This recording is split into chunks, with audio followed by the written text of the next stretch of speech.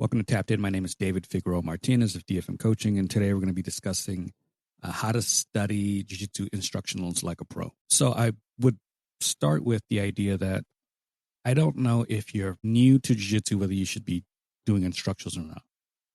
And the reason I say that is because most instructionals are not based on fundamentals or brand new people into the culture or the sport.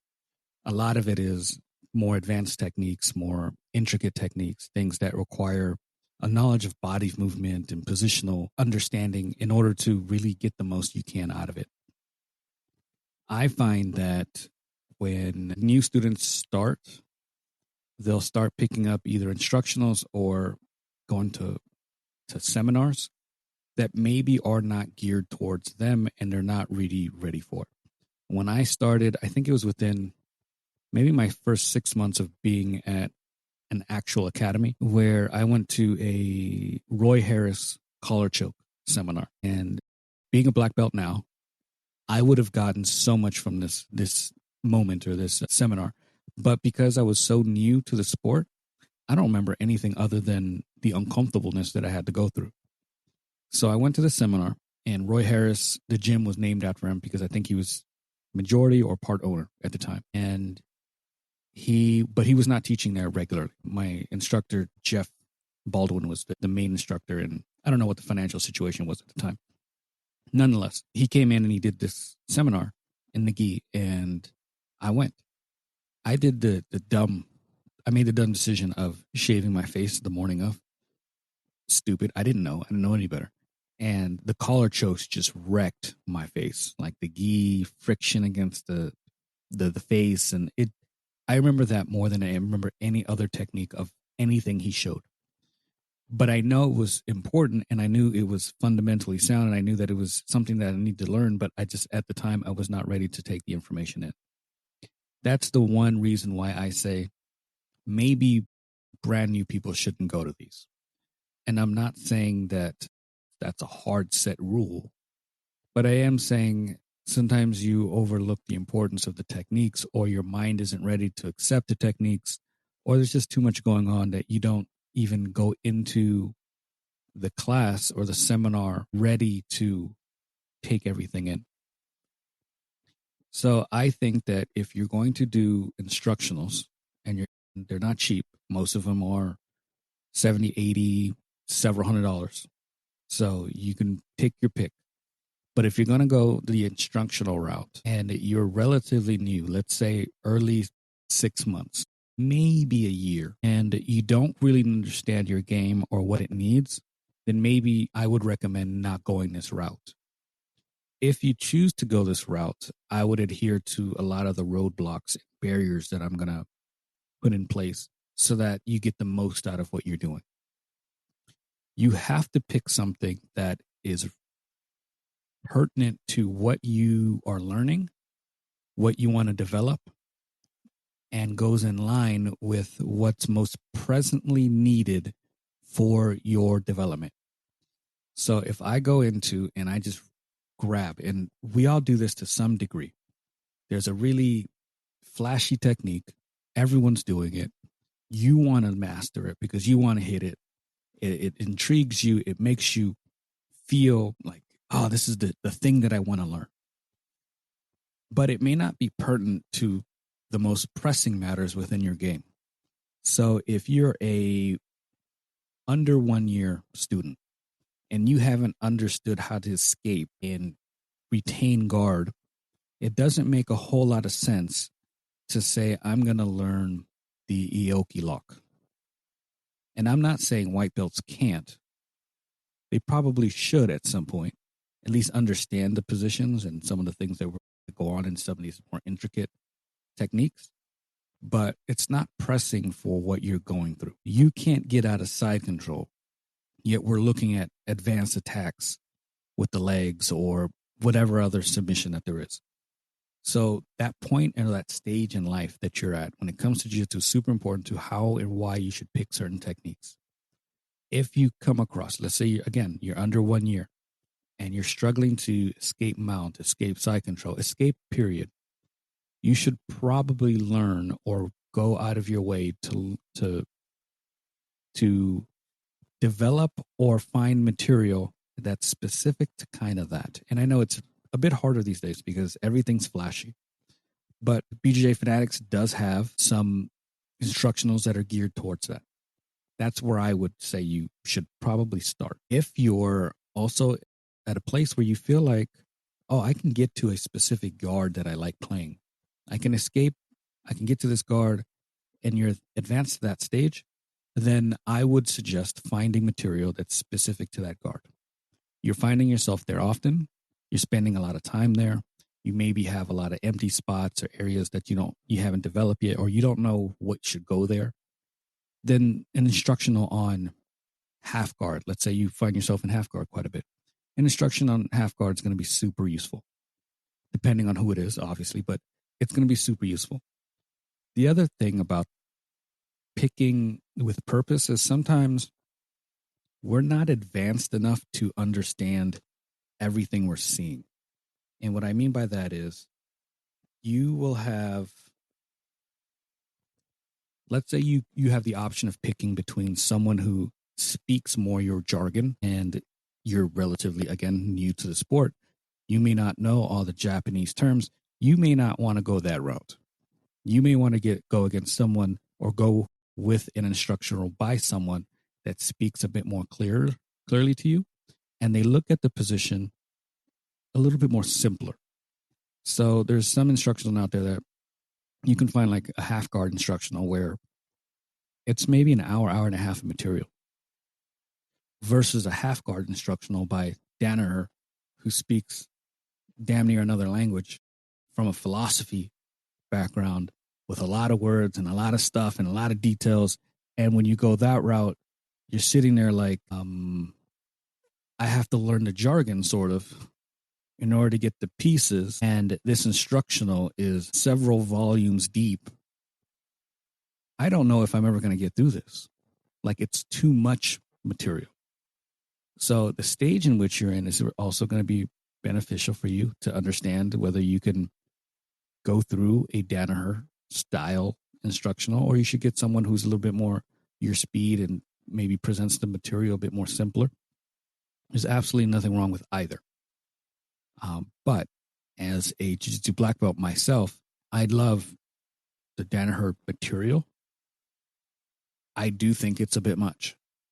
And you have to set aside some major time to really get through those instructionals. There's a lot of material. He goes into a lot of depth and discussions, and you may not have that time. Like, I'm not a pro. I got a spouse. I got a job. I got to teach. So there's all these other things that you have to do that maybe you want to go and sit down with someone whose attention to detail was good, but a little easier to download for you. So those are things that you want to consider in this.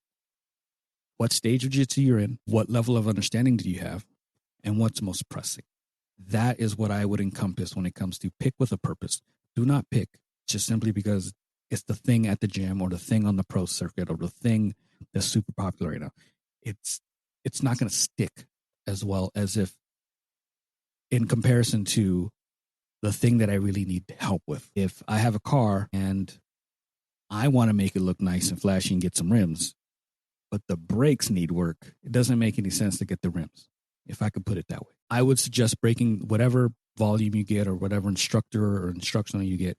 I suggest breaking things into chunks. Anytime I go through an instructional, I go maybe a chapter at a time, or if the chapters are too in depth, I do 15 to 20 minutes, a couple of techniques, and I watch it, rewatch it, and then on the rewatch, I make notes of timestamps, and I look at, and I make quick notes at 2 minutes and 47 seconds.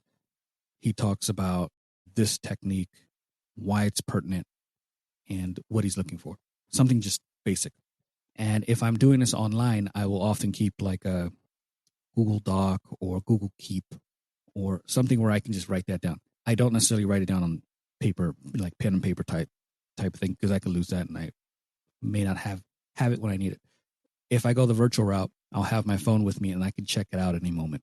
I could check it out right when I pull into the gym, revise it just so I kind of had a feel for it, and then work on it. I don't take copious notes. I don't go over the technique to like, oh, I want to bunch a bunch of different categories or techniques or chapters together. I really chunk them in really small segments, even if it's something that I'm kind of familiar with, because then I can go out and with those notes before class, like I said, I can then start doing some visual reps, mental reps, ideas of how I can approach certain things, who I can decide that I'm going to try this on. That makes a big difference too. So if I am whatever belt I am, and this technique is very new to me, I'm trying it on white belts, brand new white belts. And then when I get some familiarity and I'm starting to pick up on the cues that I need to develop and the angles and the timing, then I can use it on a blue belt or someone a little bit more advanced. I do not necessarily try this immediately on brown and black belts unless I have familiarity with it.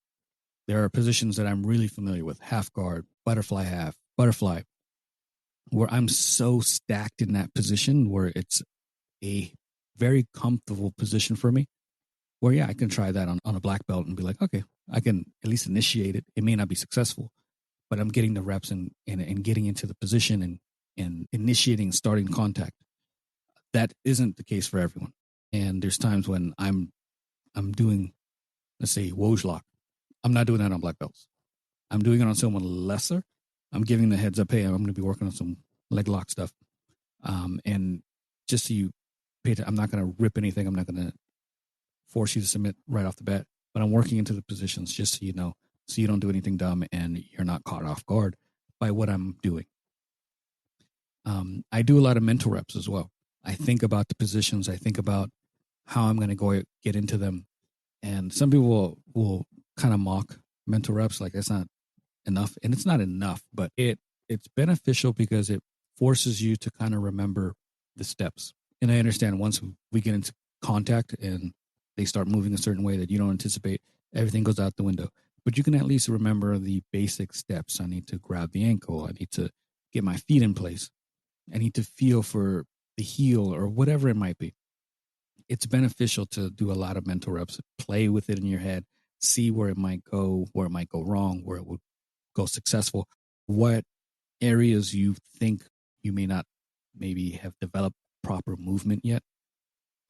Also, what areas could go wrong in their sense of maybe someone getting hurt. If I go for this leg lock, because that's the example, does my opponent roll the wrong way? And if they start rolling, then I need to let go. And just see the picture fully and try to adjust things in that little mind map of yours, and then start addressing them physically with people. Your time on the mats is like time in a lab. And I used to have a class called Sunday Lab. And the reason I called it Sunday Lab was because I wanted it to be a session where people could, one, ask questions, apply those questions or those techniques during the class, and it was heavy experimental.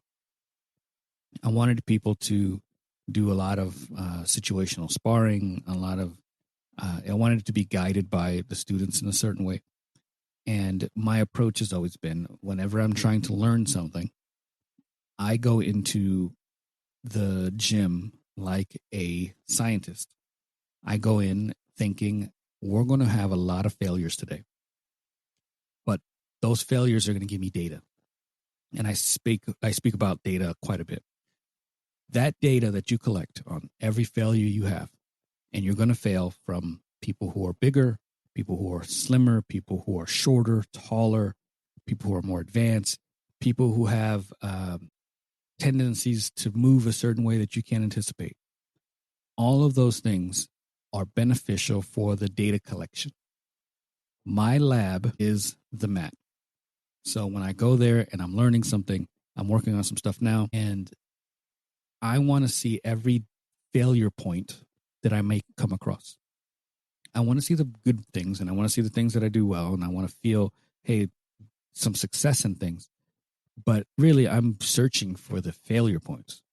I want to test drive this thing to the point where if I say I hit the gas at some point and my movement is kind of shaky and I misstep, or I find that I misstep quite a bit, then I need to study that part. Maybe I need to slow things down a little bit. Maybe I need to drill a little bit more with a static partner so that I can get the time or the step just right. I want to see where the fail points are in the sense of maybe I'm getting to the last ditch part of the technique. I got the collar choke. I'm starting to cinch that in, and they bridge a certain way, and I respond, and I sort of lose the grip.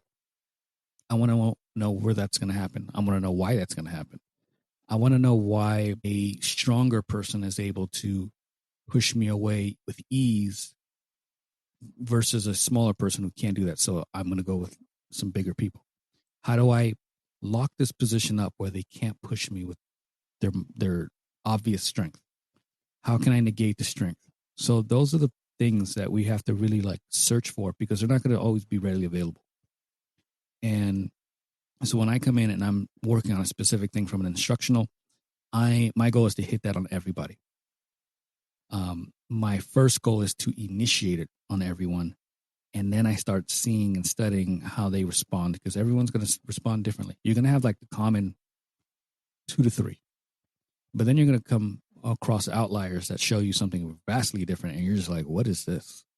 So then you have to address those too. So take the lab as take the mat time as your laboratory. No, there's going to be a lot of failures. No, there's going to be a lot of moments where you're just a little short. Your timing was off. You got booked off. You didn't hold them down just enough. It's all part of it. Really embrace it, because the other side of that is a moment where you understand the technique so crisply that it doesn't matter what the other person does. You have already seen the movie and you start responding a certain way by sheer like muscle memory. I also tend to layer, not stack. I don't know how to quite explain this part. When I put techniques together from a instructional, I want them to kind of feed into each other partially. I don't want them to be disconnected. So let's say I'm studying a half guard technique, and in that technique or in that instructional, you're going to see a lot of varying techniques that will work, but they don't always work like layered on top of one another. Like, let's say we're in half guard and I do John Wayne sweep.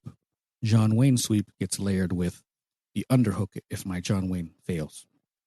The John Wayne sweep gets layered with a 2-on-1 grip that pulls them back across if this initial sweep fails. But let's say I do John Wayne sweep, but we're really wanting to attack the collar. Yes, there's a slight connection there, but it's not as smooth as John Wayne sweep fails, I get underhook. Like, that's layered on top of one another. That gives me a different feel for the techniques, because every time I get into a roll with someone, my objective is to get that John Wayne sweep. So if my instructional is specific or predicated on that, my initial stage is always John Wayne. So then John Wayne, and I get accustomed to, again, the common 3 to 5 responses. My next step in this flow chart is getting that underhook. So then I got a lot of rep time in the John Wayne sweep. Then I got a lot of rep time in the underhook. And then I get a lot of rep time in maybe going to dogfight or taking the back or sitting back in butterfly guard. So it gives me layered attacks that kind of, not completely, but they layer certain aspects where one feeds into the next and feeds into the next. And I'm getting this repetition and knowledge of that position really well. And by the time we get to technique 3 or 4, I'm well versed in all the previous aspects of it, because I've had to drill that for so long.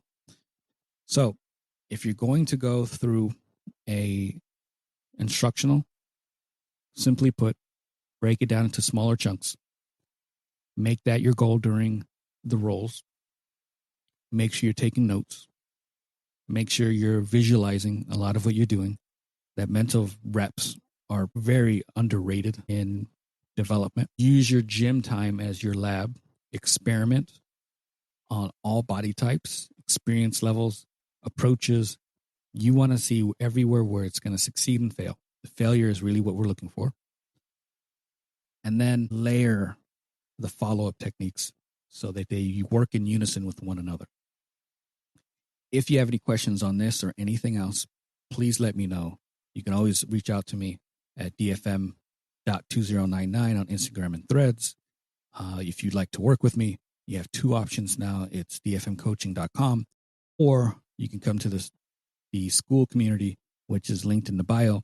It's free for the time being. At some point, I will start charging, but I wanted to get this up and going so that people feel comfortable in it, where they can ask questions, they can get some feedback. I have premium audio series on there. I have recorded workshops on there. I really want to get people to feel comfortable with jiu-jitsu and really help with the attrition rate where people feel like this isn't for me and I got to leave.